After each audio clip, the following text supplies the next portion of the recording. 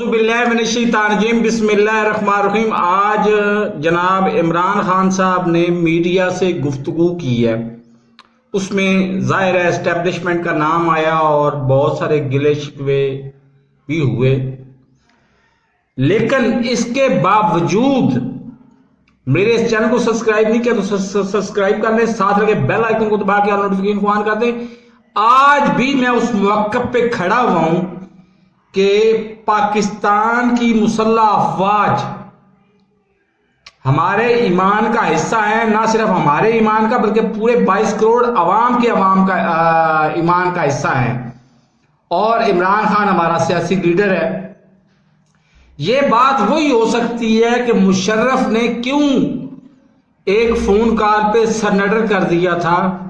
اس کو پتا تھا کہ اگر وہ ہمارے ملک کو، جو کہ وہ بنا سکتے تھے بمباری کے ذریعے، مطلب ان کے پاس فیسلٹی تھی کہ اوپر سے بمباری کرتے اور نیچے ہم کھنڈرات میں تبدیل ہو جاتے، تو کھنڈرات میں کیا چیز شامل تھی؟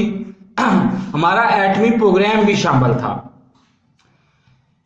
اس طریقے سے اس نے بظاہر ہاں کر کے امریکنز کو بیوقوف بنایا پورے 9 سال، اور وہ اپنے مقصد میں کامیاب ہو گیا۔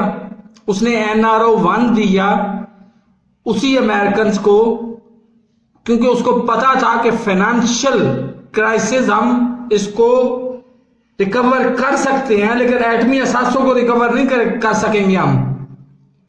تو بہر اسی طرح ہو سکتا ہے کہ for the time being army نے ان سے دست شفقت اٹھا لیا ہو، لیکن آرمی کو بھی یہ پتا ہے اور ہمیں بھی یہ پتا ہے کہ ایک مقابلے میں کون کھڑا ہوا ہے۔ آرمی کے دشمن، آرمی کو برا بھلا کہنے والے، گجرانوالہ کا جلسہ آرمی کبھی نہیں بھولے گی۔ اٹک میں جو نام لے کے ہمارے اس نیشنل ہیرو کو جو تنقید کا نشانہ بنایا گیا، ہرا سرائی کی گئی، اس کو بھی کبھی پاکستان آرمی نہیں بھولے گی۔ جو کل اس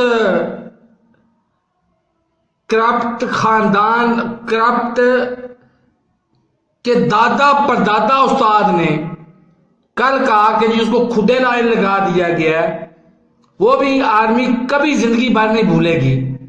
لیکن عمران خان نے کوئی ایسا جرم نہیں کیا جو زندگی بھر نہ بھلایا جا سکے۔